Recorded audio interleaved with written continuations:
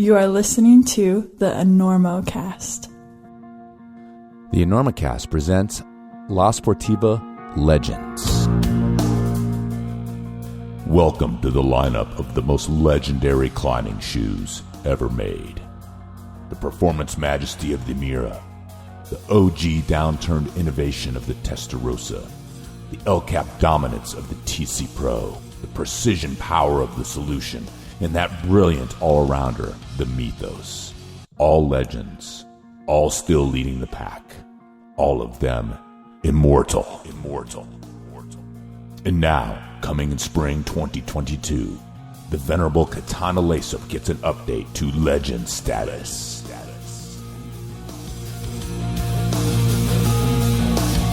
So many legendary shoes, it's easy to forget that Sportiva is still innovating with legends in the making, like the indoor dominating Theory.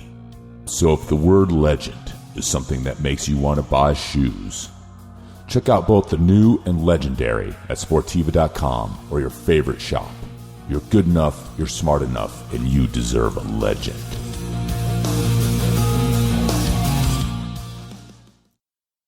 Did I say legend enough? You think they got it? All right, that's a wrap.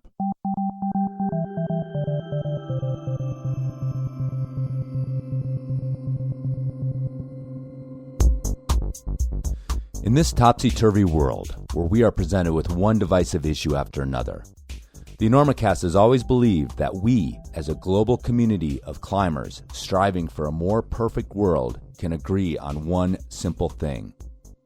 Titanium on a baseball hat is fucking cool.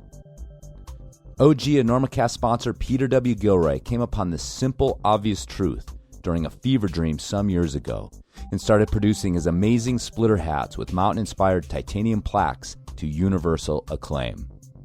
That's right, folks, titanium on hats. Don't believe that's possible, or don't believe you can handle it? Don't be absurd.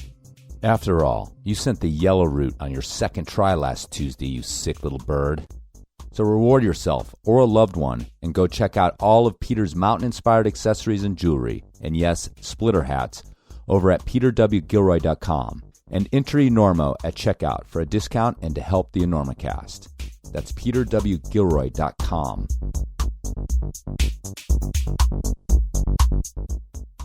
We gotta get Listen, where you playing in town? You playing here? We're doing the Enormo Dome, whatever it is. It's terrific. Oh, It's yeah, big big house. We place, sold that it side out. of town. That's a Very big nice. place. You sold it out. 20,000 seats. We really should. The hell are you doing? I couldn't sleep. I'm checking the ropes.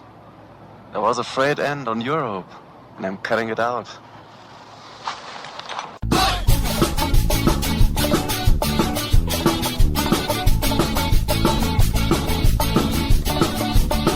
Good weather, bad weather.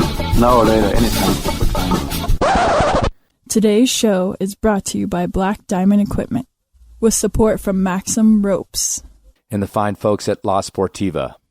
And don't forget our charter sponsor, Bonfire Coffee. Go to bonfirecoffee.com and enter Enormo at checkout for a discount on great coffee and to support the Enormocast.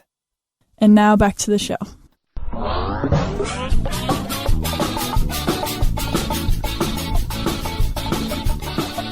Hello and welcome to the Enormocast. This is your host, Chris Kalous. It is March 16th, about 10:30 a.m. Mountain Daylight Time, 2022.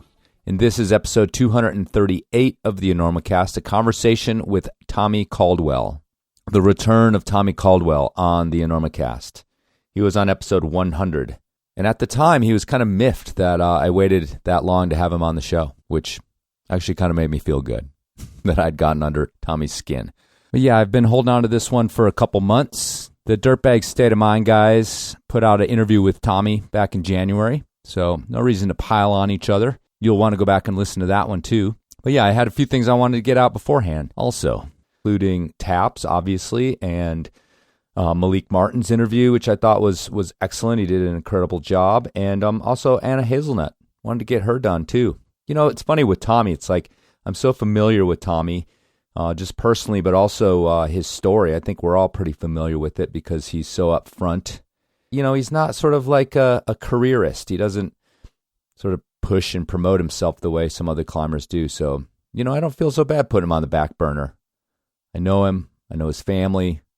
I trade parenting stories with his wife, Becca, on occasion. So, familiar guy. And this interview is actually kind of like that. We're just talking and chatting, which, is kind of my game. It's what I try to do, to be a little different than just a question and answer type thing. But this one is very Marin, I thought. I've admitted many, many times how I ripped my entire format off Mark Maron, and there's like a manicness to the way I start this thing that I think is very kind of old school Maron. We were at Tommy's house. It was kind of late at night. We were out in his van, freezing our asses off, actually, and I just kind of went in hot. I don't know, maybe I'd been thinking about it too much all day.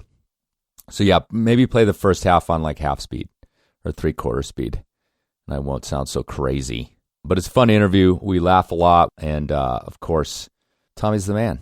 He really is. He really is. It ain't fake.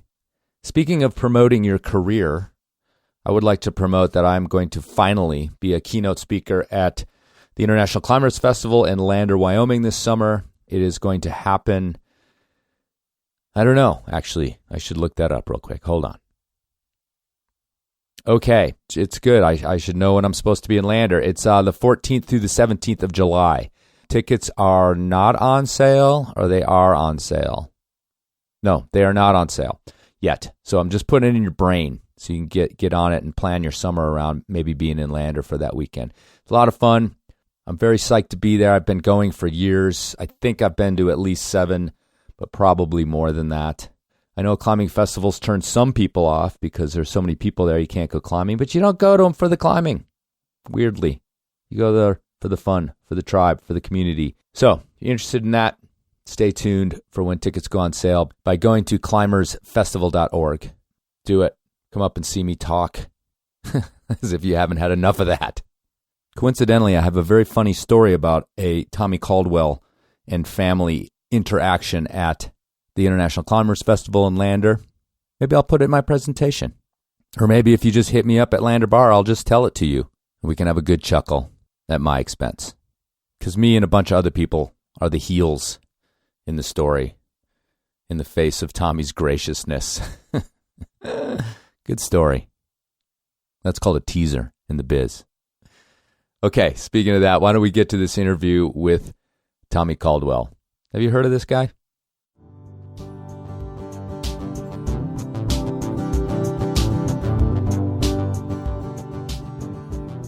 Climbing girls and boys know that Indian Creek season is upon us, which means only one thing: more profile pics of people doing yoga in front of desert sunsets. But what it really means is we're talking about cams. Where the hell are we going to get enough cams? The Black Diamond Camelot still reigns supreme when it comes to plugging up those mega splitters with more swagger than a crusty lifer lapping incredible handcrack for the 140th time. Wait, that might be me. Anyway, Camelots, ultralight or not, are the go-to cam in the Des and beyond. You know it, I know it, even the guidebook knows it. So if you want to bang out the last 10 feet to the chains with confidence, go to blackdiamondequipment.com or your local shop and get a few to throw on the gear pile as you and your friends get ready for yet another best day ever in the creek. And remember, when you support Black Diamond, you support the Enormocast. So we're just going to start with a previously on the Enormocast with Tommy Caldwell. Yeah, I don't remember what we talked about. Well, that's why I'm going to fill you in right now. So it happened on I put it out anyway, on March 7th, 2016, and which means that your daughter had just been born. Oh, yeah. Right? Because it's 5 days after her birthday, I think. Oh, wow. We recorded it just before that. Oh, before she was born. Yeah, because you were awaiting that. You mentioned it in the podcast. And then it was about a year after the Dawn Wall, because it was the anniversary was in January.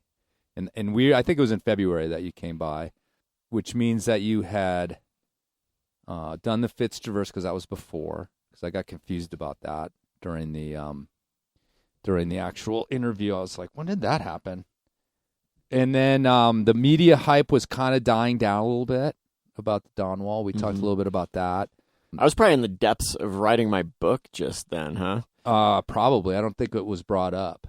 Oh, really? We didn't talk about it. No. Yeah, that was a little bit of a dark period, honestly. Really? If the timing matches up the way I think it did, I just remember. Well, you mentioned that you hadn't climbed outdoors really in several months, if not almost a year. That's why. Yeah. Yeah. I was totally obsessed with trying to make that good. Yeah. Yeah. That's what we talked about. We talked about how like you were just you're taking all the opportunities with the Dawn Wall hype and going for it, and you're probably working on your book. Maybe you did mention it. I don't remember, but yeah. So that's positioning episode number 100, which was your Tommy Caldwell one. So I'm thinking about what's happened since then, and the interesting that's happened since then is that the movie came out because it took a long time for the Dawn Wall movie to come out. Yeah, like 4 years or something. Right. Yeah. Yeah. Yeah, so it's like we were talking about the hype, and then I'm sure it went away, and then it came back. Yes, definitely did. Yeah, the movie, everybody watches TV, as it turns out, you know. Still today, every day I run into somebody that's like, I saw the movie. Well, and that was the interesting thing, is like I was trying to think about conflating the two, because the movie came out, and it's like it reignited everything, but it was a solid like 3 years or 4 years later. But it feels like that's when it happened. That's when you climbed the thing. Do you know what I mean? Like, yeah, I mean, to all the people that were like that knew the Dawn Wall, that followed along on the whole process when Kevin and I were doing it. It happened when it happened. But to all the rest of the world that weren't climbers, because that movie and Free Solo exposed like zillions of people to climbing that had never known about climbing. And so, yeah, that's when it happened. Yeah, and that was an interesting thing too that that happened is that we thought that the hype that came with the Dawn Wall, its ascent and the movie was like the biggest deal in climbing, and then like boom, the frickin' the meteor struck and Alex Honnold's movie came out. And then we were just like, holy shit, like this is what real like hype is about right now, you know what I mean? Yeah. Yeah, so yeah. And that has changed climbing. I mean, it's really like climbing is very different after that, I feel like. Like, I was just at Honnold's wedding, his post-COVID wedding. He had, like, a COVID wedding. Right. And then I just went to his post-COVID wedding, and it was, like, everybody was dressed nice. It was at his, like, nice house and Calico Basin. And there's just, like, obviously money. And I was sitting there talking to Jenny Lowe. And she's like, man, climbing has changed so much. Like, just looking around, seeing everybody in suits, like, hanging out around this pool. Yeah. She's just like, man, climbing is so different. Well, that's a whole kind of, like, thing that maybe a sort of tangent I've been thinking about, because the another celebrity wedding just happened on Instagram anyway. Yeah, Emily and Adrian. Yeah, and it's funny because I'm like, we're like TMZ people now, where we sort of get to see this fabulous life of these celebrity climbers. We get this little window into it, like, and it's just kind of a strange notion. Well, one thing I remember from our first Enormocast interviews, or like Beth and me were the first celebrity couple. I remember you saying that, and I'd never really thought of it that way, But now it's very different. Yeah, it's very different. You guys are, But yeah, we did talk about that in the spotlight, and I remember we talked about like what the spotlight sort of did negatively in that relationship. So, but yeah, so then pretty much nothing's happened since then, right? I mean, I feel like lots happened. Yeah. So I kind of have a list of a lot of things that have happened, and I don't know where you want to start or if you do, but tell me a little bit about like we will do let's talk about the movie. It seems like it's ancient history now because, again, I think like it felt like everything accelerated too when Free Solo came out too, in that whole year. Like this whole change in climbing like accelerated in this weird way. But talk about a little bit about that film and its reception and how that kind of like affected you and threw you back into the spotlight. When the movie came out, it didn't feel like the same kind of whirlwind that I experienced right after Kevin and I finished the Dawn Wall. Like, that was crazy. That was so insane right after the Dawn Wall. And it felt like a toned down version in a way, but it was much more long lasting because people can just go on Netflix or go on iTunes and watch it. So even to this day, I get people coming up to me like almost daily and like wanting to talk about that movie and then therefore wanting to talk about Free Solo. And that's great. Actually, that's so great. Yeah. Because I've made all these jokes after Free Solo came out, like, you know, how like Free Solo made us all have to have these discussions with our like grandparents about how we don't Free Solo. Yeah. You know, it's like, do you do that, honey? Is that what you do?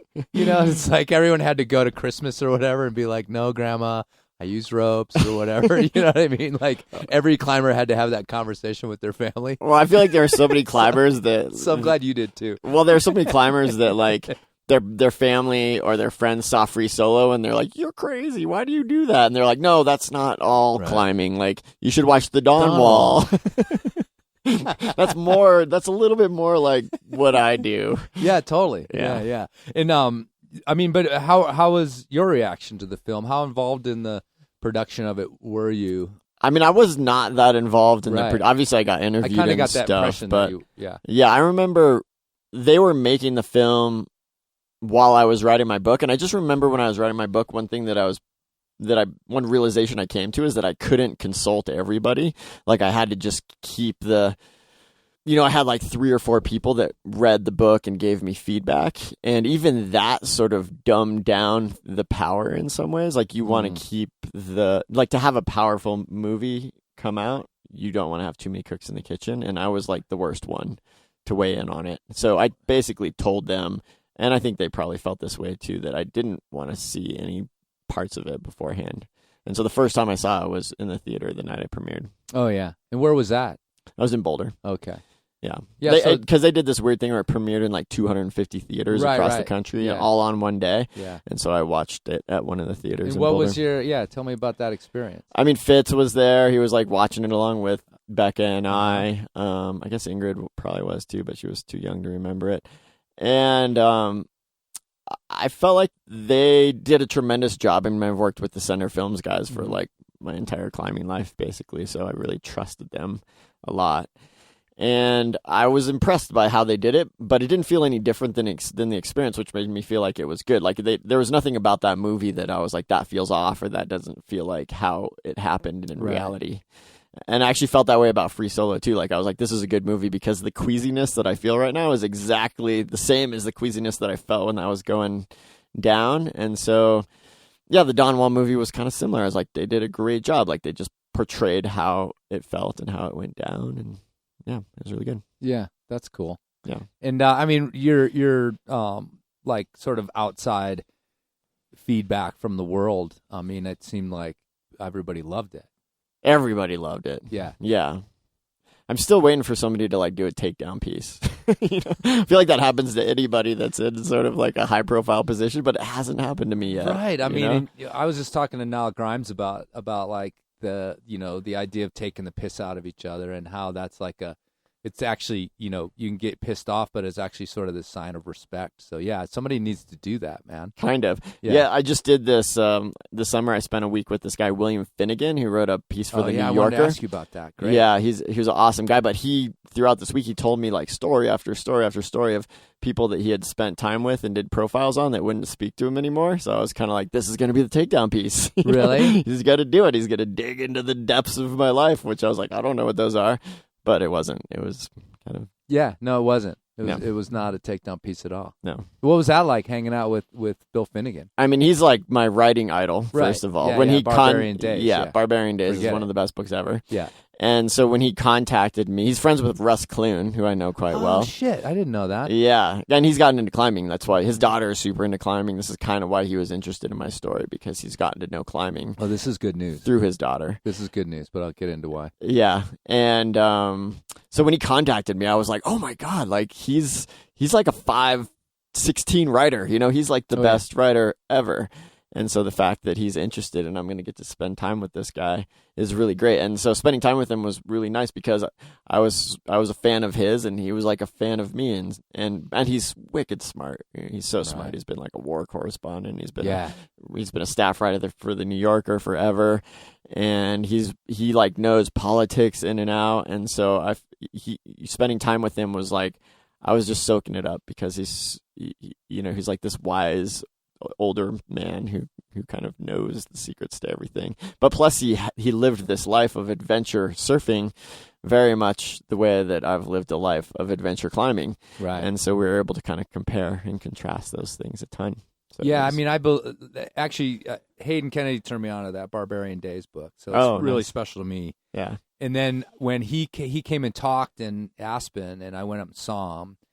But before that, I got this email address from somebody else who was like, I have this old address. I don't know if this is his.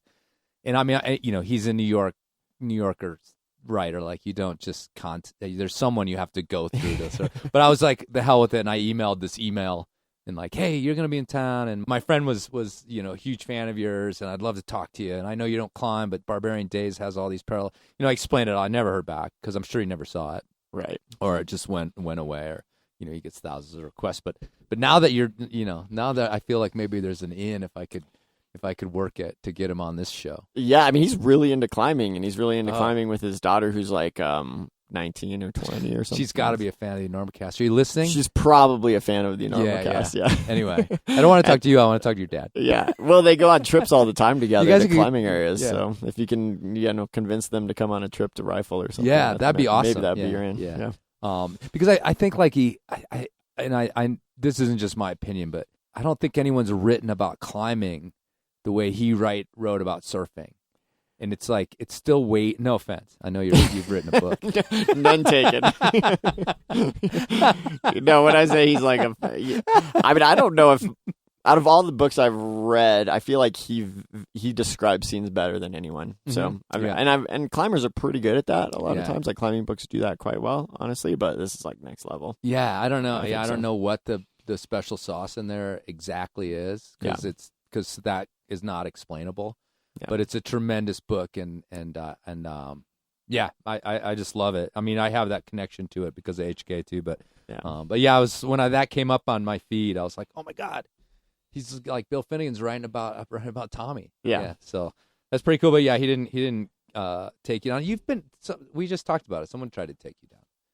It was a while ago. Yeah, nobody's tried to take me down in a long time. Okay. Yeah. So challenge. It's been since like 2001. Right. So challenge thrown out there. Your daughter was born right as that episode came out. Yeah. So you became a 2-child family. And some people say, 2 kids, 1 kid. What's the difference? What's the difference? Has it been? I mean, I know you were like freaked out a little bit about it. You mentioned that.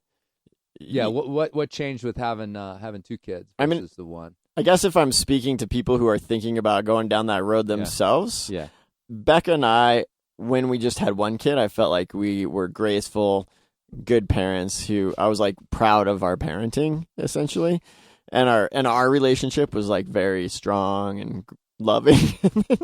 And then when Ingrid was born, I was like, maybe it's not so much anymore. It's like things got rough for a while, I would say. Right. And part of that wasn't like, I just had a lot of other stuff going on in life too. Right. So I was just like pulled in so many directions. And so there was a couple years of like hecticness. But Ingrid was a great child. Fitz is a great child. It wasn't due to that at all. It was just due to the, like I felt like if you can quantify 1 child as a certain amount of work, 2 was like tripled it, essentially, in my mind, for a couple of years. Right. Now, though, it's incredible. Ingrid's 5, and we've done tons of road tripping with them. Like, we've lived in the van with them a ton, and that's made them really close. Like, they're really good with each other. Oh, cool. And I think van life does that, actually. And so now having 2 kids is incredible, and Ingrid's like such a superhero. I mean, she's like, everybody is so in love with this girl, and I can't imagine not having her, like, and the same with Fitz. But if I had to choose, I'd probably choose Ingrid. God, he's gonna be like 20 listening to this. He's like, God, that explains everything.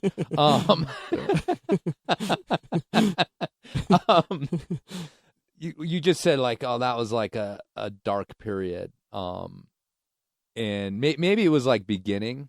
Because, I mean, looking back at our interview together, it was like, I mean, I thought it was a really vibrant interview. You did a really good job. But, so let's go back in time. Like, what are you talking about? Like, just too busy, too many changes, too much going on? Well, as I'm thinking about the timeline now, if we recorded the last Enormocast right before Ingrid was born, I really got in the depths of like obsessed with writing my book. Okay. After Ingrid was born. Okay. And like when I go into things that I care about, I go really deep. And so I think there was a period of time probably after we talked where I woke up at 5 o'clock in the morning every day, and I sat in front of the computer and tried to dissect my life until like 2 p.m. every day. And I tried to like really dig into the depths. Like, Kelly Cordes was like a huge collaborator through that time. Right. And he really encouraged me to view it in a realistic way. Like, I think I viewed my life in sort of this like puppy dogs and rainbows way before that in some ways. Like I would sort of put this filter on everything that just made it really positive. That's like that's what my dad does, and that's not real. That doesn't make for a great book. So I had to really learn the value of reality in a way that made me darker for a time. I mean, maybe still, honestly, right? More real, more deep. But it was like emotionally kind of crazy to try and take all this stuff that's happened to your life and really try to figure out what it means. And part of my want to do that was because I had 2 kids and I wanted to be able to understand my own life so I could then give my best self to them. Right. But at 2 p.m., I mean, I've heard of this a lot with art and any art, if you want to go as far as to call your writing art, that, you can't just be like, okay, close your computer and like, okay, now I'm fine. Yeah. I'm just going to be this, back to sunshine and rainbows guy. Yeah, no, that didn't happen. It was always in my head. Right. And I think with Becca, she obviously knew that. She could see it. I was like kind of slightly mentally not 100% there for a good 6 months. Right. I would say. I mean, I haven't really like delved into the reviews of the book or anything like that. I mean, how was it received? Great. Yeah, no, I think it was received really well. And how did you feel about it? Well, that time, like my motivation for going that deep with it wasn't because I was thinking about other people reading it so much. I wanted to write a good book, of course, but I was like, this is the only time in my life where I've tried to, it was like my own personal therapy experiment. I was like, Kelly was my therapist, really, and I'm like, I'm really trying to figure myself out. And so that was my motivation. Phrase that question wrong, because that's not actually what I cared about. I did want to know how you felt about it when you finally gave it away, because it's that's another thing I've heard and understand with even writing short things. It's like, when do you stop and be like, I'm done, and this is now going to go out of my hands and be published, or go out of my hands and be edited? Yeah. Like, was that a difficult thing for you to do, like to let it go and become a public piece of the record, as it were? No, I mean, I think my climbing life it's almost like risk management, like putting yourself out there in this very vulnerable way feels like this risky thing, but I'm so used to risky things that at some point you just decide that you're like doing it and you're just going with it. And that's how the book felt. Like, I felt like my process was over when it got published, and I was curious about how it was going to be received, but that wasn't the reason per se that I wrote it. Right.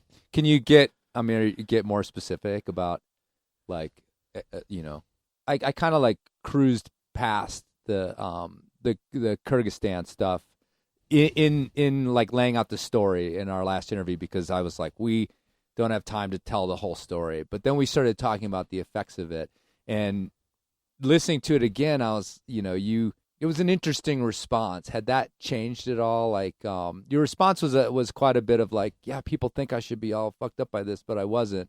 Yeah. But I kind of acted like I was, and then I felt guilty that I wasn't. Yeah. Is there something wrong with me that I could go through that and be fine? Yeah. Like, was there a reevaluation of that at all? I mean, I think that I realized that my life today was deeply affected by Kyrgyzstan, and in a way that I probably wouldn't have really known if I hadn't gone through that process. And it was more like my drive was changed. Like, I was pretty driven before Kyrgyzstan, but I wasn't like the kind of climber that was so dedicated that I could dedicate like 7 years towards a single project. Like, there's something about the pain of that Kyrgyzstan experience that made me sort of want to feel deeply again. Yeah, and I think that writing the book probably helped me figure that out. Right. And another thing that book really impacted was my relationship with my dad. And he hated the book, by the way. He like freaked out when I gave it to him like 4 days before I sent it to the publisher, and I was like, make any comments you want. He was devastated by the whole thing, and it created this giant like rift that was hard to heal. Really? Yeah. Which anybody else who reads the book, they're like, oh, your dad's such an endearing character. But he's of this generation that you're not used to putting yourself out there. Sure. And so I was willing to be pretty vulnerable with that book, which meant the other characters in the book are revealed as well. And he just wasn't comfortable with that. Mm-hmm. And he wanted that puppy dog and rainbows view. Like he wanted my childhood to be just seen as like this idyllic, perfect thing, which it was great in a lot of ways, but It wasn't all that way. That's not real. And I actually wrote the first chapters of the book that way the first time I wrote them, and then I went back and rewrote them. Where does it stand now? I would say that like our relationship got way more deep because of that. Yeah, I think it deepened and strengthened it after some time, like after this kind of blow up. Like sometimes you just got to blow it up and then come back together. And it's good now. In recent years, it's gotten a little bit harder again because like so much of the world these days, we're like politically on opposite sides of the spectrum, and that's gotten in the way a little bit. We were just talking earlier about how our dads are of a very close generation, and I don't know if I just laid it out and then handed it to my dad, I don't think it would go well either, actually. Yeah. And I had a great childhood too. And I love my dad and I appreciate everything he did for me, but we aren't a family that does that either. Yeah. Like goes deep and like goes into the nooks and crannies, as it were. Totally. Yeah. And I wasn't that kind of person either. Right. So, and I am more now because of the process of writing a book. So after that, I was like, everybody should write a book. Like, I think this is like a really good thing to go through as a human being. Mm-hmm. What about the your immediate family? What about Becca? It was a little bit hard for Becca because it talked a lot about the pre-Becca part of my life, and there's stuff in there that she didn't even know, I would say, before reading the book. Right. But she's such an incredible woman, and I think when I wrote that book, I sort of understood that. Nowadays I really understand that. Yeah. So I mean it was good for our relationship, but I wouldn't say it changed it drastically, Becca and I. Yeah. You gotta keep that going. Yeah. Oh yeah. Yeah. She is an incredible woman. Yeah. I every time I spend more than like 2 minutes with her, I'm like, yeah.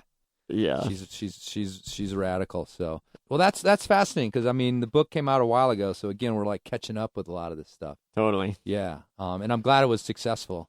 Yeah. And it was like probably the right time to do it. Definitely. Yeah. I think it was the right time. Let's talk a little bit about climbing. About your climbing. I want to actually ask you or talk a little bit about the nose record. And like what sort of came out of that, because it's a wild story. There was this film made out of it, and it's like in a lot of ways it's sort of like this fun adventure film, and yet there's this I think there's this kind of dark aspect to it, because I was there, you guys were actually climbing, doing some runs on the nose, and I was over like just fully epicing on Golden Gate. Nice. It got really desperate. And we had a lot of bad weather and stuff like that. So I don't know if you remember a period of shitty weather during that time, but we were up there on the Golden Gate. Yeah, I remember some bad weather. Yeah, but when you're climbing the nose in like 3 hours, you just kind of scooted in between the bad weather. Totally. Yeah. I remember starting up the nose a few times and being like, the clouds are building, yeah, but I think we're going to be on top before they build anymore. So yeah, it's okay. I do like 2 pitches in the amount of time that you had done that thing, and then it starts raining, and you're like, oh shit, everything's packed. Let's get it out. But yeah, so anyway, but then and I've talked to Jordan at length, who was there on the route when those guys died. So I instantly kind of thought about you and this relationship you had with like the Kyrgyzstan thing and the relationship you have. I mean, you mentioned in that last interview, you had like this incredible tally of sort of lost friends in the mountains, and then we have mutual friends that have been lost. So talk a little bit about that adventure from sort of your point of view, and I don't know how it fit into kind of your philosophy as far as being a parent and stuff like that, because I was like a little bit, I mean, when I watched the film, they portray you as the safe guy. Yeah. And it's kind of like a conceit in the film, but I was a little skeptical, no offense. I was just like, God, there's nothing safe about what they're doing. Yeah. Even though you put that cam in. They focused on that cam, and it, and it's like, here we are in Estes, and Quinn lives up here. Yeah, so I was just like, I kind of wanted to get the sort of behind the scenes in your brain of the true like safety of what you were doing, and if you ever questioned it while you were doing it. Yeah. I mean, I would say that the it doesn't fit into my overall ethos of parenting. Like, it was outside of that in a way. Like, I guess I went into it like you do with any dangerous climb, kind of convincing yourself that you can be careful and find ways to make it safe. And I guess I feel like we mostly did, and that is still true, or else I wouldn't have done it. I'm not a speed climber generally. Like, right. I never was really that interested in it, and except pretty much whenever Alex gets excited about something and wants me on board, it's always so awesome that I kind of decided to do it with him. And I'm not sad that we did, but there was definitely moments throughout the month that we spent lapping the nose every couple of days that I was like, is this the right thing to do? And Becca was really questioning it constantly. Mm-hmm. Like, she was there in the valley with the kids when Jason and Tim died. And we got together with Jordan and the Rangers and debriefed with them about that death. And at the time, they had released some kind of media about the deaths, but they didn't want to disclose who it was at that point. So everybody thought it was Alex and I that had died, because everybody knew that we were climbing the nose, climbing the nose, and they just kind of released this thing of like, 2 speed climbers die. And so like a lot of people thought we had died. And so it got heavy for a time. But it was weird, when we were climbing, it never felt that way. Like, it never felt scary. It always felt like we were taking precautions. We were really analyzing each piece of gear. Like, the enjoyable part of that climb was figuring out sort of this choreographed dance that you have to do when you speed climb a wall like that. The timing, thinking about all the potential falls and the ledges, and when you can put in gear and when you can skip gear. And it's like an incredibly calculated thing. And we would climb it every day, and then we would spend like 3 or 4 hours debriefing as we hiked down, and then got back down to the car and repacked for the next day. And it was really more than a physical thing. It was like a logistical feat. And so we talked it through so much. And so we would discuss all those dangers. And then when those guys died, we went back again and we reevaluated everything again, and we're like, where are there holes in our plan? Where could we potentially be doing things wrong?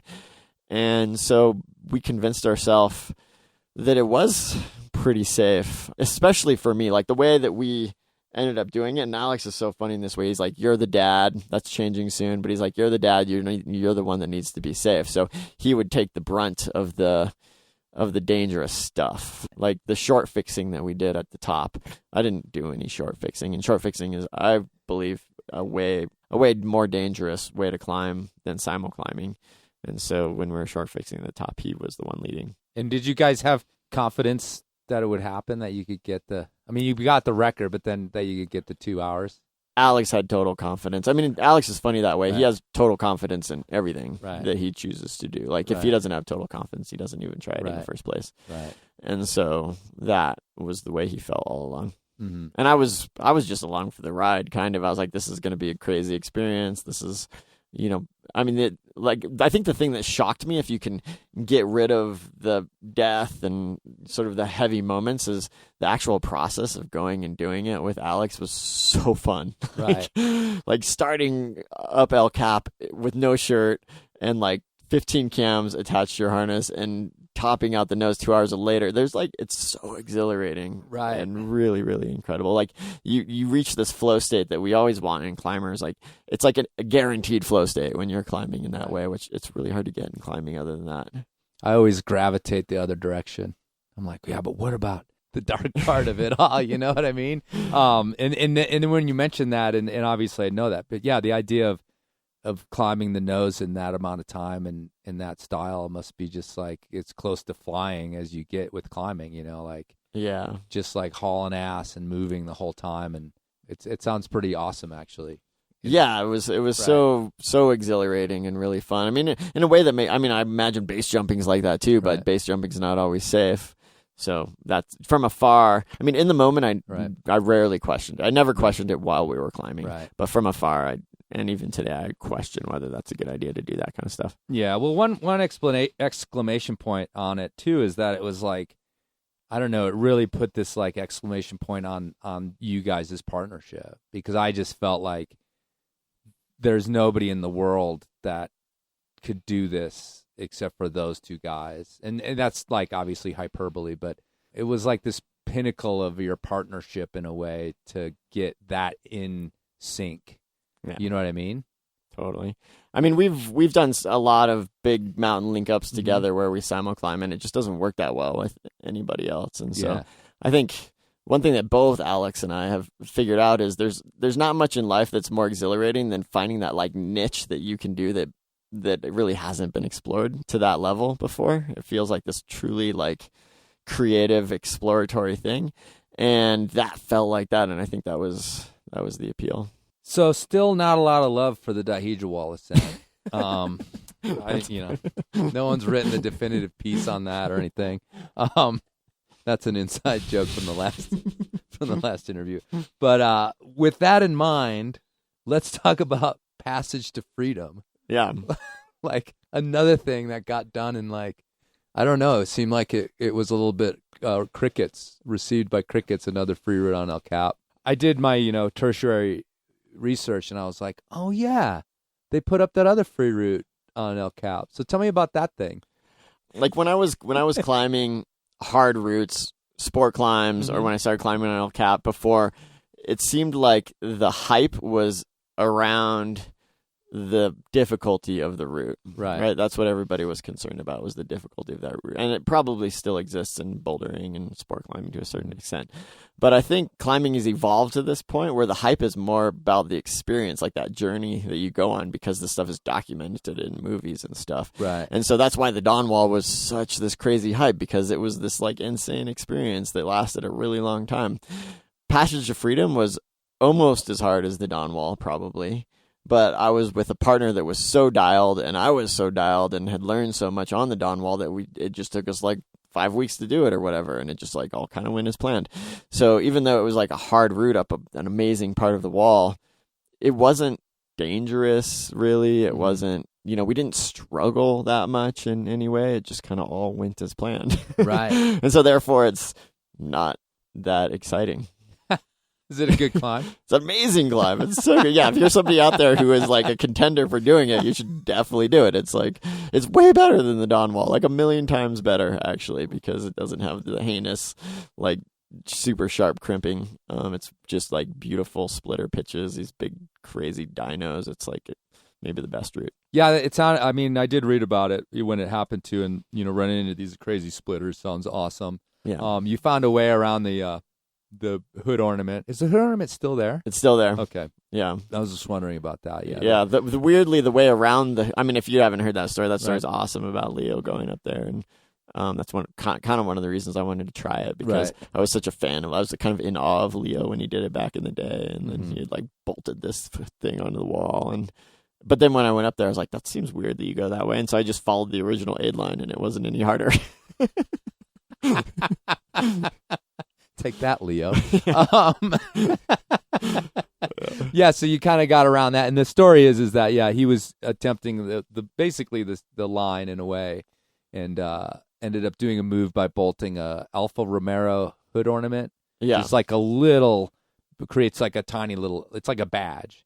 Right? Yeah, it's a Alfa Romeo badge that he bolted to the wall, but it's like a piece of metal. It's like a plate of metal, right, with the Alfa Romeo logo on it. But he bolted it in a way that you could like get your fingers behind it, so it's actually a legitimate hold. And I remember talking to him back then when I did it. He was doing that right when I first showed up in Yosemite. And he was like talking about how you'd like dyno to it and make this hard left and then make this hard right and dyno off of it to another hold. And then I was just like, what? Who is this guy? This crazy British guy who's bolting weird things to the wall. And if anybody else did that, they would think it was atrocity. But he somehow finds a way to make it just seem cool. Yeah, exactly. No, I've talked about that a bunch. Like the climbers you like, or they get away with murder, and then totally the sort of climbers that don't have that kind of universal love, they do one like tiny thing and they get like completely destroyed. Yeah. But yeah, well, I've also had a discussion with someone about the you know what a Mack truck logo looks like? It's the little dog. It's like a little bulldog that's like standing on all fours. Yeah, I don't know. Like it would be a true like gym jug if you face it upward. Yeah. It'd be this like little head that you grabbed. Right. If you could make it stick that way, like you could like put a 5/8 root up El Cap if you just bolted those little guys to the wall. So Yeah. Luckily that didn't take that trend didn't take hold. No. Yeah. But yeah, it's interesting. So I mean, there's also a great big traverse on that one, right? Yeah. Yeah. So that's kind of that's like I think a thing that probably scares people. Yeah, kind of. I mean, it's funny because when you look at the wall from the ground, where that traverse, it looks like the system of cracks and stuff that we follow up at the bottom. It looks like it totally ends, and I think that's what Leo thought too. But then because I was on the Dawn Wall for so long, looking over there, I was like, "There's edges everywhere. Right. There's a way to climb that," and that's why I knew it went that way. And I actually thought it was going to be really easy. I was like, "Those are jugs. It's going to be easy climbing." We didn't really even explore it that much because we thought it was going to be so easy. So then when we went up to actually send the thing after spending a few weeks working on it, we hadn't even tried those pitches, right? And they ended up to be pretty hard. What was sort of the grade like? Just tally up there on that thing versus the Dawn Wall or some of the other hard routes? Well, I mean, the route was stacked with a lot of 513 plus pitches. Okay. And a lot of like lots of lower end 513, probably like 5 or 6 513 pluses, and a lot of hard 512. Right. And the Dawn Wall is the same, except the Dawn Wall has a couple 514 plus pitches thrown in there. Right. Yeah. See, I think people are like Googling Passage to Freedom, Tommy Caldwell, right now because like it literally just like disappeared into the ether. Yeah. Like as far as media is concerned. Yeah. It's just an interesting thing in contrast to the Dawn Wall. Totally. You know? You're just like, well, wait, what happened? Yeah. And then I have my dihedral wall problem too, which has been repeated since then. The dihedral wall. Yeah. Yeah. Because it hadn't been. At Jorg. Yeah. Yes. Which also then precipitated, well, actually his ascent of the nose precipitated the Jorg Verhoeven Award, which we created. Oh, I don't know anything about that. Well, no one does, but he doesn't know about it either, I don't think. I've been trying to get him on the show, but it's where you do some rad thing, but but no one notices. So I think he's got the award. He's got the award for that. Yeah, because right before the Dawn Wall, he did the nose. Yeah, and nobody really even noticed it. Yeah, he did it too easy. Yeah, it wasn't much of a story. Right. Yeah. So and I think it was a bigger story, obviously, probably where he lives, but here in the States, no one cared. Yeah. And so I think actually you the Passage of Freedom would have been, what year did you guys do that? That was probably 3 years ago. Okay. So it gets the 2018 retrospectively. You guys get the 2018 Jorg Verhoeven Award for that route because Jordan Cannon got it for his one day ascent at Golden Gate. Yeah, because Emily had just done it right before, right? So no one cared. Yeah, and weirdly, Emily got a lot of hype for falling on Golden Gate, but much less for actually doing it in the end. I felt like absolutely, yeah. So, but yeah, poor Jordan Cannon got the Jorg Verhoeven Award for that ascent. Yeah. So I don't know what kind of sense of humor Jorg Verhoeven has, but I hope it's good. As far as I know, it's okay, quite good. Yeah, because I don't need to be punched by that guy. Yeah. So yeah, that's cool that we got to that. We are going to get to your politics and your environmentalism, which is actually a real big reason why I wanted to talk to you. So, but let me get through my list. Okay. To catch you up, John Villanueva O'Driscoll. Yeah. Does the Fitz Traverse. Yeah. How stoked are you? I mean, he's my ultimate man crush. Right. Honestly, like a lot of people, I feel like very stoked. I mean, he's. that was a shocking climb in my mind. Like I had no idea that nobody was thinking about that. It's like when Alex and I did the Fitz Traverse, it's something that everybody had been talking about. Everybody had been thinking about for a long time. Right. The idea to solo it, like nobody had even contemplated that. And he did it in this like very Sean way with just like playing music and just having this great time up there in the mountains all by yourself. And that's like, I mean, the ability to have like incredible fun in the midst of an experience that almost everybody would think is absolutely terrifying. Right. That's like one of the most admirable qualities in my mind that you can have. And it was really. I think one of the cool things about it too is like it just popped onto everybody's radar. It was done. He did it. Yeah. You know what I mean? Yeah. Like, he was down he's there down there during in the COVID. pandemic. He's stuck and there. Yeah, he's stuck there because of COVID. Yeah. And all of a sudden, it's like there's a little bit of media about it, and everybody's like, "What? What just happened?" Yeah, it's super cool. We had talked to him afterwards, and it was super cool. But again, I thought like, wow, you guys are like that. Like you just said, like the fact that you maybe woke up and were drinking coffee or something, and all of a sudden you see this post about that happening must have been pretty wild. Yeah, I mean, my buddy Austin Sidak, who spent a ton of time down there, texted me, and he's like, "Did you know that?" And this was before I think it broke in the news. Even he's like, "Did you know that?" And I almost like didn't even believe it. I was like, "Wait, what does he mean?" Like I must be misunderstanding this text. Like Solo, the Fitztraverse. Like what? Like what? I don't even know. Yeah. So yeah, and then it turns out he did, and I was like, "Wow, that's so cool." Nice. Did you communicate with him at all? Yeah, I did a online interview with him in front of the whole Patagonia ambassador squad because we're fellow Patagonia ambassadors, and which was super fun. Yeah, I bet. And yeah, I mean it's funny, his way of talking about it is just he just makes such lightness of the whole thing. It almost like the magnitude of the experience is, I don't know if he doesn't feel it or he doesn't like to talk about it or like. I'm just like, there's got to be more there than just having this great time up in the mountains playing the flute, But that's kind of how he seems to talk about it. Yeah, I think he's just a little bit laconic about talking about it all. Yeah, general. He's never struck me as that into talking about what he does. Yeah, I don't know. I he agreed to do the Enormocast, but I haven't been able to get him to do it. Yeah, so I think it was kind of one of the yes, that's really a no kind of a thing. So yeah, he likes to express himself through his instruments. Yeah, for sure. Yeah. Well, that's cool. Yeah, I just kind of wanted to run that by you, and then and I'm gonna skip to the end of my list here to the modern times with Flex getting repeated. Yeah. These Flex Luthor getting repeated, graded 515B. Yeah. And I know you're sort of interested in that. Talk about how hard it is because of like broken holds and whatnot. But that and just to set the stage, because I don't think it wasn't super well known maybe till it got repeated. But it's on the western slope by where I live, up at the Fortress of Solitude. Did it in 2003? Yeah, something like that. That's right. Yeah. And just sat there. I probably would have got the Jorg Award when I did that route back in the day.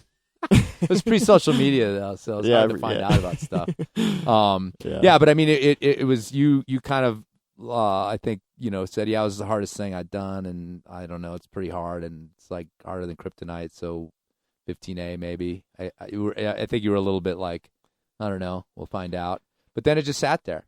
Yeah, and it got repeated. So, how, like, did you know these guys are out there banging away at it? Yeah, people. Yeah, I mean, Daniel Woods had tried it a few times. I think John Caldwell had tried it. Dave Graham had tried it. Every time somebody would try it, I would kind of like talk to them and be like, "What do you think?" And most people were like, "It's pretty chossy. It's holds are breaking," and I was like, "Well, sorry." Right.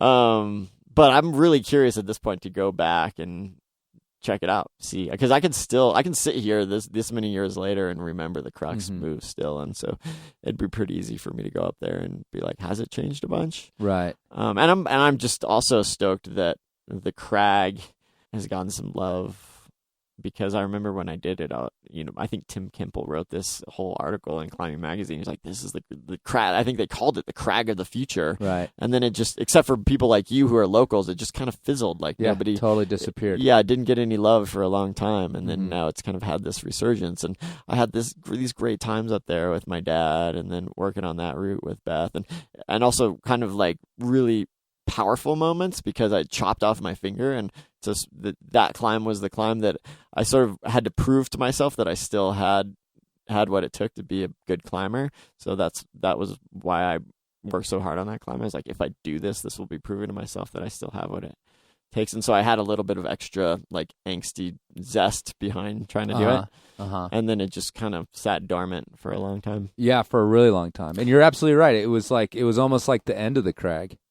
Yeah. Yeah. I mean, Kryptonite got done every once in a while, especially in the last few years. Yeah. But yeah, I mean, being around and being sort of a local, it's never like blossomed into anything beyond that, really. Yeah, and I think part of the reason is modern day sport climbing is pretty heavy-handed in terms of like quaffing it. I don't know if that's the right word. Like making the experience great for repeats. Right. And we weren't thinking about that back then. Like we were anti-Euro chipping, so I was like, I'm only going to clean this thing with a toothbrush. Right. On really chossy limestone. Yeah. And so I'm not surprised. I mean, I think with the first repeats after I did Kryptonite too, people were like, this thing's a choss pile. Because we would just pull things off with our fingers, and then we would find the holds that seemed solid, and we'd climb on those. And so if anybody else came up afterwards and grabbed anything else, it would just fall off the wall. Right. And so I think Flex had to go through that process. Yeah, I mean, it's not like a totally pristine cliff. No. Definitely not. By any means. Yeah.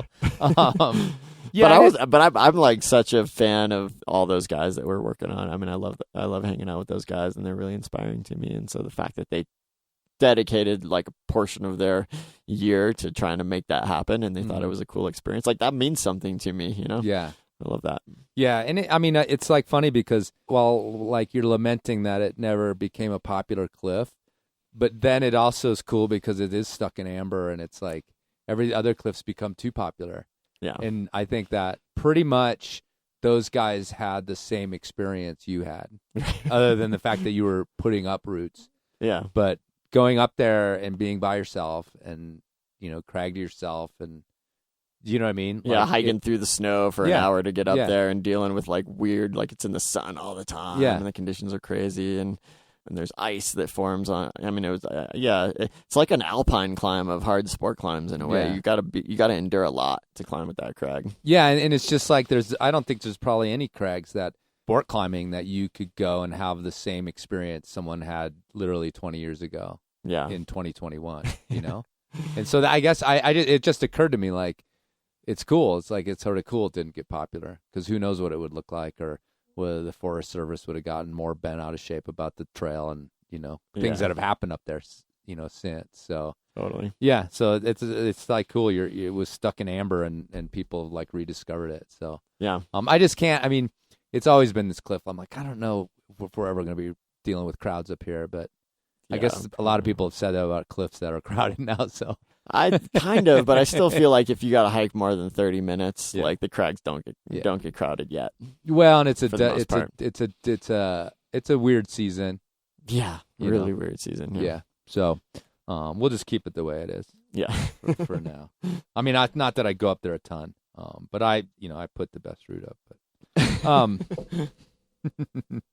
I've actually sworn that this winter we're gonna go clean that guy back up again, the Calouse Logan. Wait, where is that route on the crag? What are you talking about? I don't Where know. is it? It's like the thing you see from the road. No,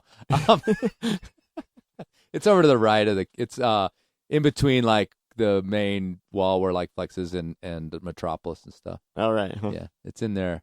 Okay. Yeah, it's pretty chossy. Okay. But it was good when it was climbed. It's gotten pretty dirty. That's why with this new popularity of the cliff. Yeah. We want our route to be in pristine condition. So me and Michael Logan, that's who put it up. Yeah. So we've talked about going up there and like replacing the draws, making sure the bolts are okay, and cleaning the bird shit off of it again. Nice. Yeah. So get it back in shape because all the suitors that are going to show up want to climb on it. All right, let's move to I think at least in the last like 2 or 3 years, environmental and political side of Tommy Caldwell. It's been a noticeable shift, something that I'm sure we're always concerned about, but you seem to have made it like a priority in your life is that, joining environmental movements, using whatever clout you gained from the book and from Don Wall and this kind of celebrity, whatever level you want to consider it, to be someone who's making like political moves towards helping the environment.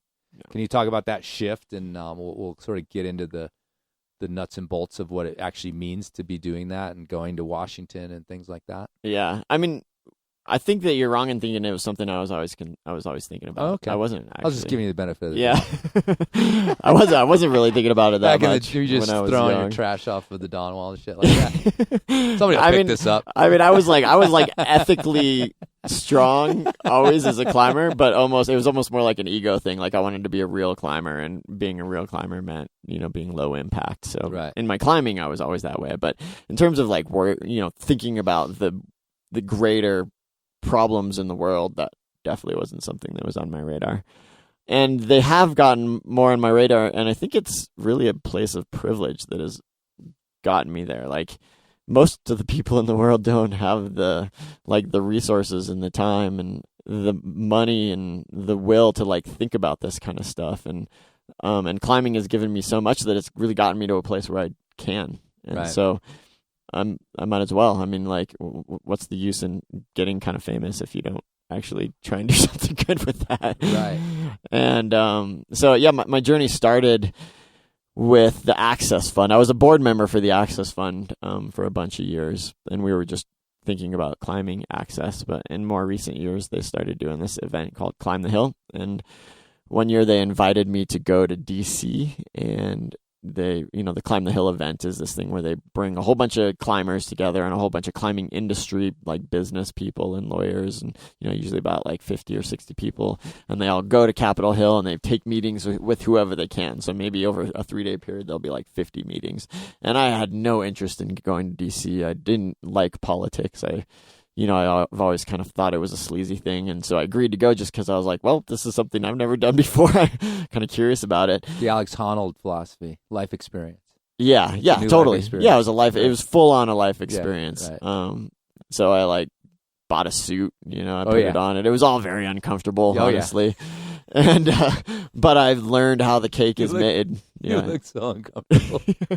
You look like a kid who they dressed up for church. Totally. Which is exactly how I feel in a suit too. Yeah. I look at myself, I'm like, oh. Yeah, anyway, totally. Yeah. But I learned how the cake is made, and I also started to, it's kind of coincided with having kids and sort of getting clued into climate change largely through Patagonia, because when you're a part of the Patagonia fold, it's like you're constantly thinking about it, because all the articles they write in their catalogs and their blogs and everything, it's all environmental. And then around that time, they also changed their mission statement to, we're in business to save our home planet. And so it just kind of got pushed more and more in that direction, and started to become more aware, which led me to read a bunch, which leads you to become more excited and impassioned behind trying to make change. And now it's a huge part of my life. Right. Yeah, so I mean, when you talk about the cake being made, like, you dropped into DC and, not being somebody who's interested in politics, that seems like it could crush you too. Like, if you show up and you're like, wow, we can do this, and then you realize like how entrenched it all is. Like, how did you come away from like that first experience? There are so many possibilities, or did you come away like, wow, that's messed up, or that's like, how did you go in there and sort of keep your wits about you and not be like, Jesus Christ, what's going on here? Well, I started to learn how much of a game of chess politics is. Right. It's not based on like hard systems that are, I mean, it's really just a game. It's so much of a game. But within that game, you start to realize that, if it's going to be a game, like, maybe I should learn how to play that game. Mm-hmm. And the thing that I think that these outdoor groups like the Access Fund, and there's like a Hike the Hill event. I mean, there's a bunch of people that do similar type events. Right. What they've clued into is that there's so many lobbyists that come to Capitol Hill, and they just spout numbers, and they're kind of boring to talk to, and they're just the same thing. They talk to the staffers, and the staffers just kind of like their eyes glaze over, and they hear the same thing all the time. When you come as a group of like adventurers, and kind of the secret sauce is DC is kind of run by the politicians, but it's almost more run by the staffers in a lot of ways, and they're all young, and lots of them are climbers. And so if you come as somebody that they've heard of, you get access to them, and they want to hang out with you, and you have these really vibrant conversations, and you start to build these relationships, and then they convince their bosses to go climbing with you, and like, you actually do start to make this influence just because of the excitement around climbing, and to be able to transcend our relatively selfish pursuit of just going rock climbing, and the idea of to be able to do something maybe bigger. I don't know if bigger is the right word, but something that might mean more than just rock climbing with rock climbing is it was appealing to me. Is appealing to me. And so, how do you transcend that? You know, you were talking about privilege and talking about most people in the world can't possibly have the bandwidth and the resources to worry about this global problem. And then we talk about, you know, this kind of foolish pursuit of climbing, and you have to do a little bit of like mental gymnastics to kind of figure out your place in it. And I mean, kind of. It's a messy world, and once you start sticking your finger in politics at all, you get a lot of hate, no matter what. Everybody calls you a hypocrite. And you have to kind of develop a tough skin for that kind of stuff. Right. But you have to stay sensitive to it in a way, too. Otherwise, you just become kind of an asshole. And, yeah, figuring out how to walk that line properly is, like, most people shy away from it. Right. And when I say most people don't have the privilege to do it, I had the privilege to, like, actually go to D.C. and spend time lobbying and writing letters and kind of doing these heavy lifts to try and make a difference. Most people can't do that. Right. But what most people can do is they can sort of jump on the cultural shift that we're trying to create. Right. And so our hope is that through a few of us making these heavy lifts, it will start to shift the culture, and then everybody will get on board. I can easily, because of my personality, like fall into like total cynicism about it all. Yeah. And hopelessness, unfortunately. Totally. You know, and I understand, like, you know, everybody can contribute, but in the end, we have to make these giant like changes to our infrastructure. We have to make these giant changes to the way industry works. We have to make these giant changes, and whether or not you drive a Subaru versus a Ford truck isn't necessarily going to save the world, kind of a thing. Yeah, anybody who wants to do something significant is in some regard going to be a hypocrite.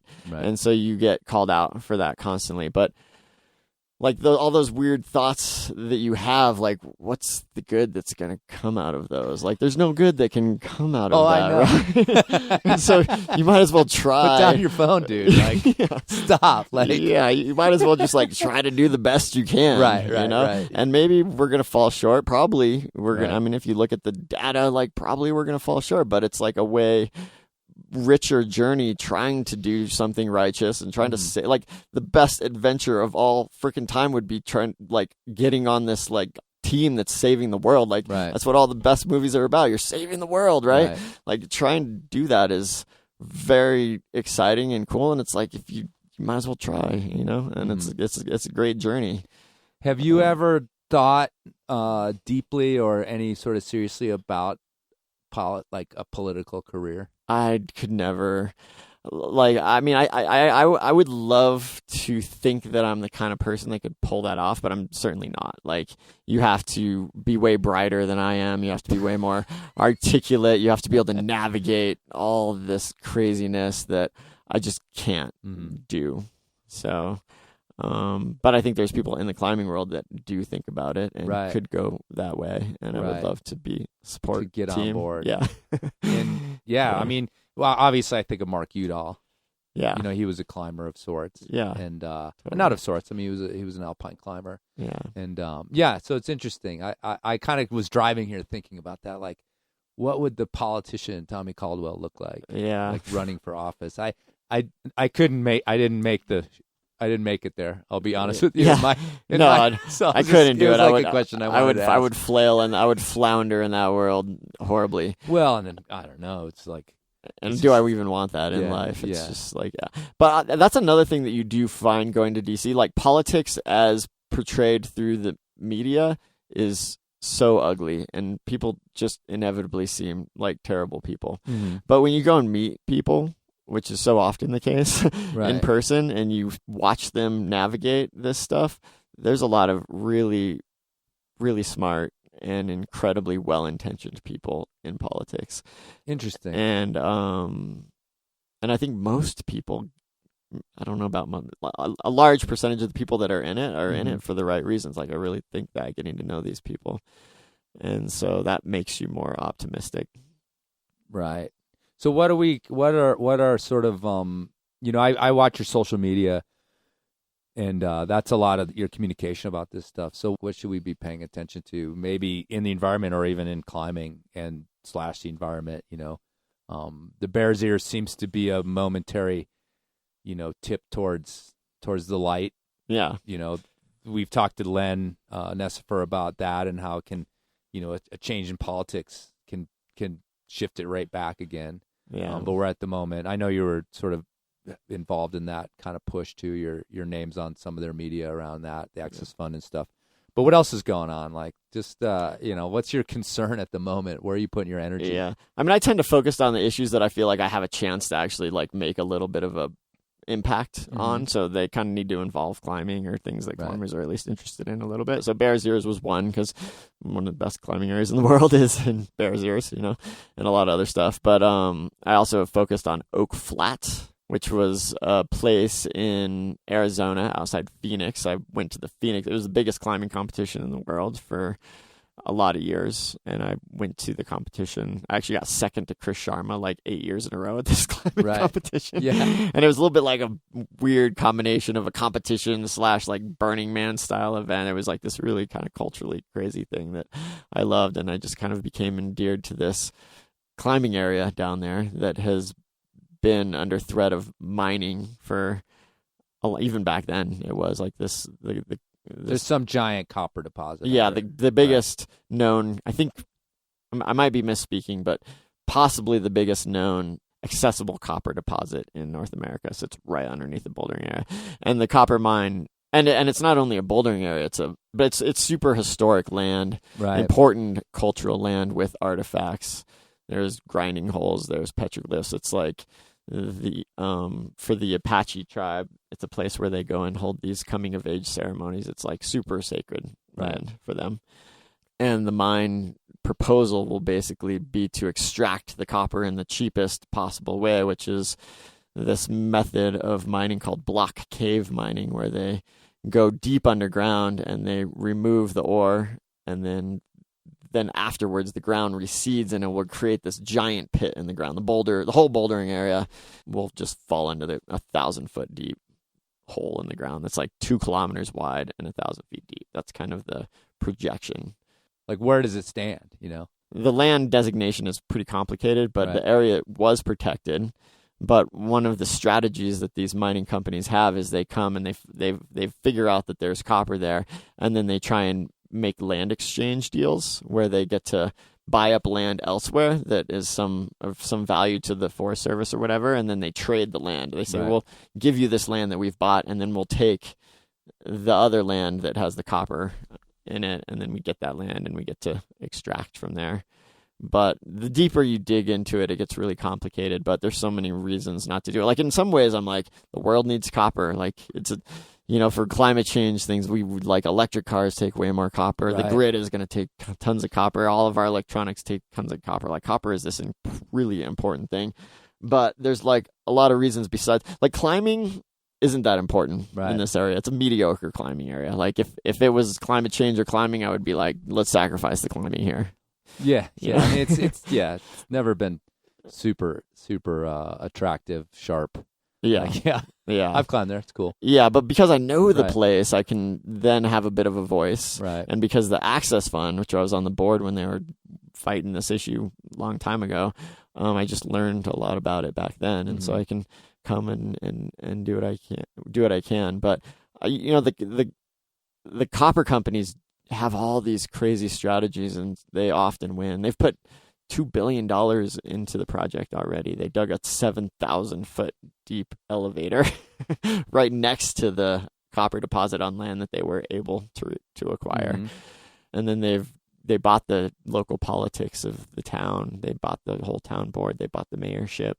They convince everybody that it's going to be great, that everybody's going to prosper. All the local people are going to prosper. But when you look at the mines surrounding this, the towns aren't prospering. All the money goes to it's a multinational mining company. Multinational. Yeah. All the money all goes overseas. The land gets destroyed. The local economy is left suffering. And then the main non-starter with this one is there's just not enough water. Like, these mines take a tremendous amount of water. And so the more I dig into it, I'm like, why would they ever do this? This makes absolutely no sense. Well, it's like immediate profit. What's going to happen right away? Can we turn this into money? Not like the long term.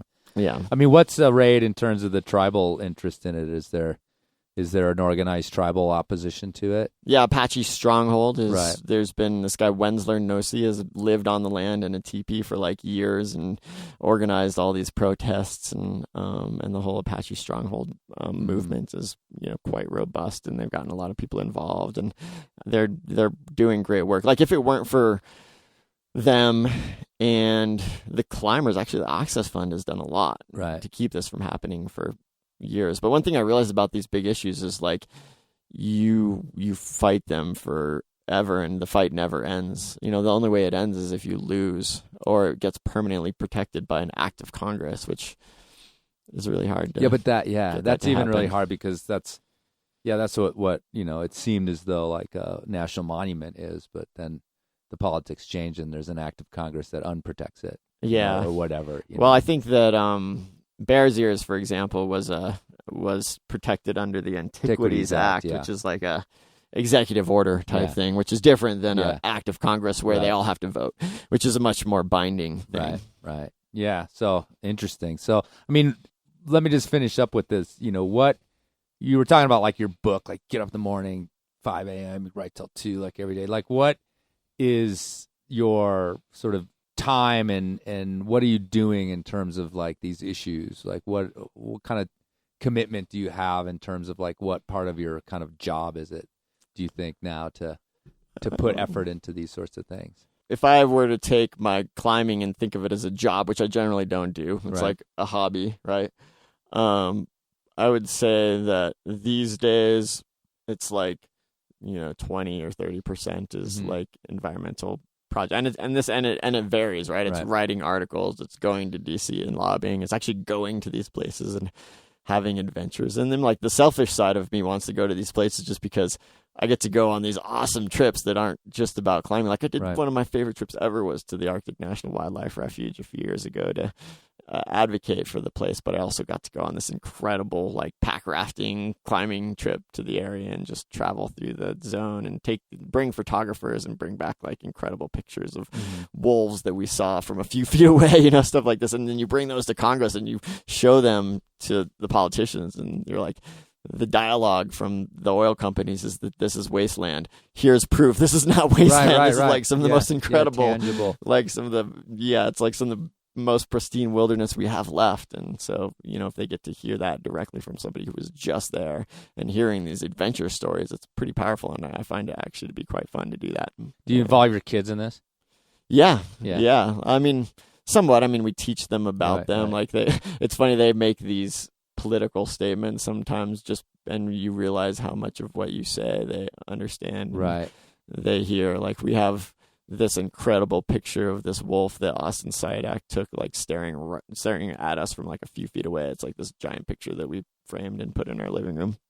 And our kids see that picture and they're like, we can't kill the wolf's home, They're like, they know that daddy's trying to do what he can to protect these places. And they think it's cool. Yeah, that's awesome. Yeah, I mean, I'm always looking for other cool issues. Like Tongass National Forest is another big one that I'm into right now. So that's something that the listener should be sort of looking out for in the future. What's that?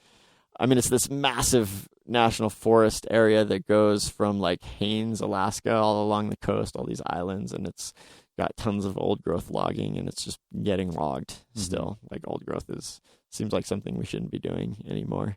And it was this thing that was protected under Clinton, and then Trump rolled back this thing called the roadless rule, where they weren't allowed to build roads anymore. I think Clinton enacted the roadless rule where you couldn't build roads there, so you couldn't access the old growth anymore.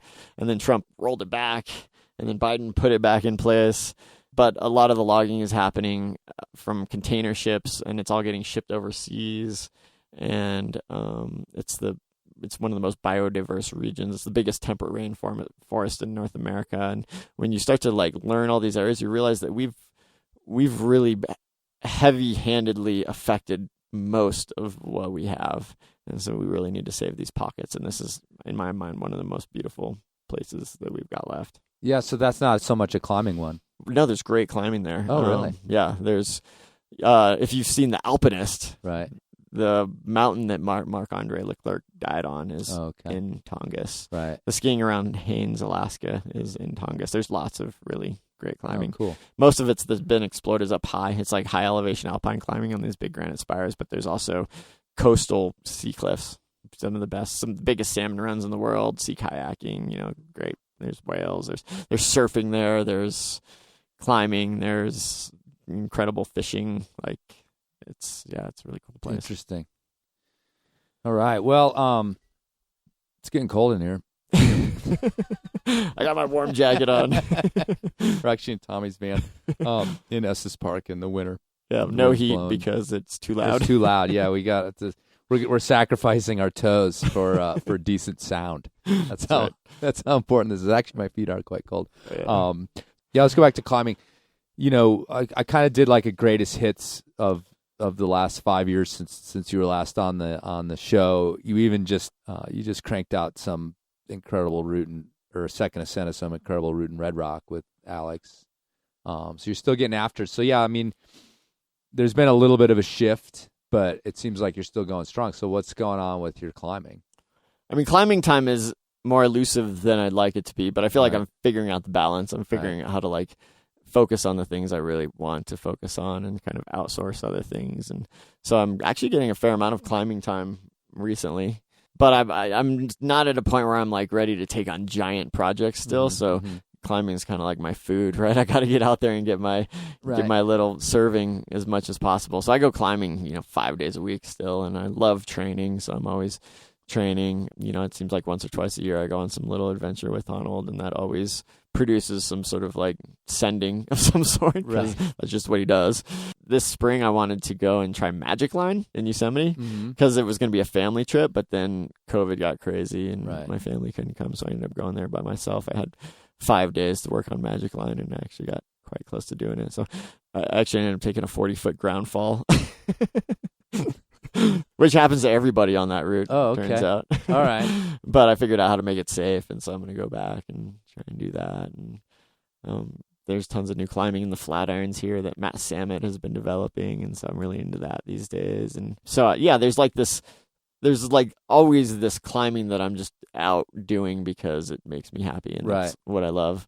The bigger expedition type trips I feel like are going to be more like advocacy, like environmentally focused trips, but in this way that involves big adventure and lots of suffering, but maybe not like hard number grades. I don't seem to be focusing on that as much on big expeditions anymore. I mean, it's funny because it's like I feel like it's almost like we are I mean, and with Honnold too, and a lot of other adventure climbers that we all admire, like we're the ones who are like, come on, like, what do you got? Like, what's next? Like, how are you going to wow us again? Yeah. Do you ever feel like that's out there in the ether? Like, oh yeah, everybody. Next big thing. Yeah, I think after the Dawn Wall, that's the most common question I got. Like, what's next? What are you going to do next? Yeah. What's the Dawn Wall part 2?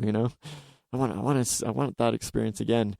And I would say I still do aspire to like have something grab me in that way that I can't say no to it, but it almost like just has to happen. Like you can't force it to happen. Right.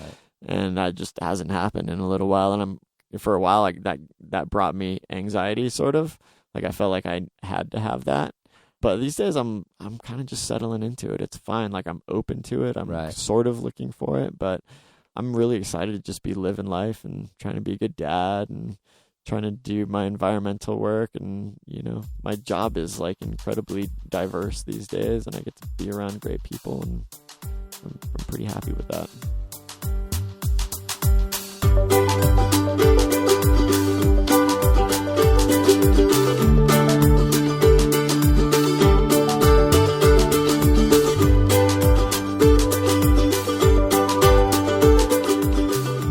All right, folks, thanks for listening, and thanks to Tommy for having me up to the house in Estes Park. Another extreme interview, not unlike the one with Malik, where we were outside getting snowed on. In this case, we were in a very windy, cold night in Estes in his van without the heater going, because the heater is pretty loud. Anyway, hope you appreciate the sacrifice. So where do you find out more about Tommy Caldwell? One of the other endearing things about Tommy is his media is terrible. He's got an Instagram account. I just looked at it. There was a post like 6 days ago, and then from the middle of February, and then from the beginning of February, and then, 6 weeks before that. So he's not banging it out over there on social media. I have no idea if he has a Twitter. I hope not. My worldview would be shattered, frankly, if Tommy Caldwell had a TikTok. Oh, please no. His website, he does, TommyCaldwell.com is a website. There's this fantastic picture right on the cover of his nub, of his sawed-off finger, which is part of the legend of Tommy Caldwell. But as with most blogs in this post-social media world, his blog is a little bit out of date, although there's some good stuff on there. There's something from 2020. Anyhow, of course, the push is out there, and you guys should check out the push. Bring it back to the bestseller list. Was it on the bestseller list? I have no idea. Should have been. Also, hey, look at that. There's a new Real Rock Caldwell Honnold film coming up in Real Rock 16 about their link up in Rocky Mountain National Park. What would a Real Rock be without those dudes? Am I right? Enough of my yakking. Have fun out there. It's springtime. Man, it's springtime. But of course, you're probably a little rusty unless you've been ice climbing, some crazy person. So if you have only been climbing in the gym all winter, then remember, the out of doors are full of all sorts of variables you don't have inside the gym, including the fact that you have to set up your gree-gree yourself. So please, check your knot, check your belayer, use proper signals, but not too many. Don't blab your way up a route. Causes problems. Nobody knows what the hell you're talking about. And of course, check your knots.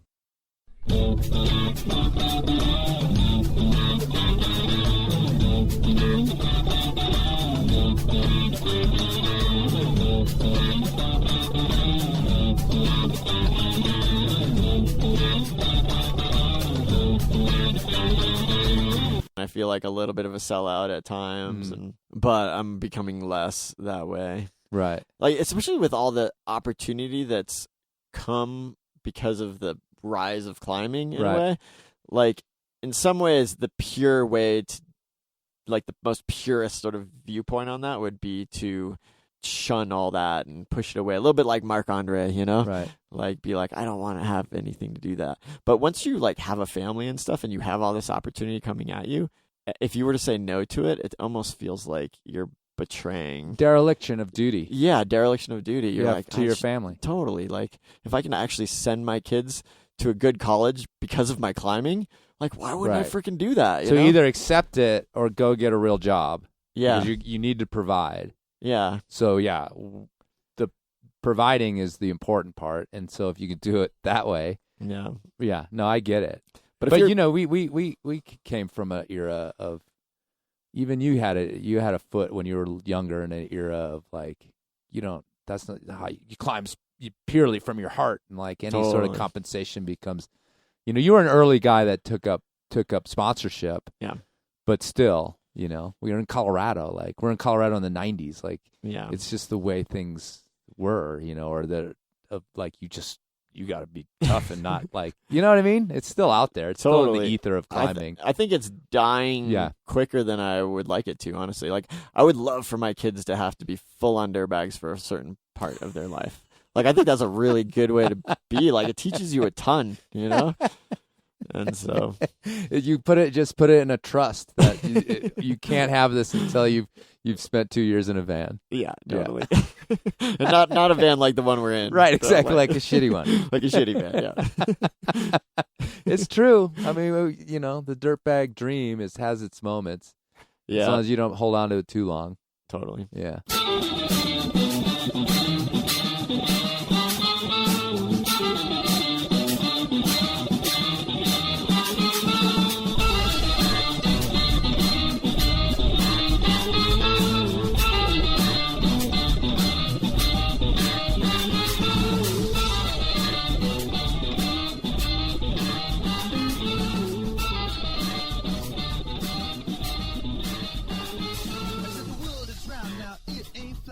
The teachers told me that's where it's at.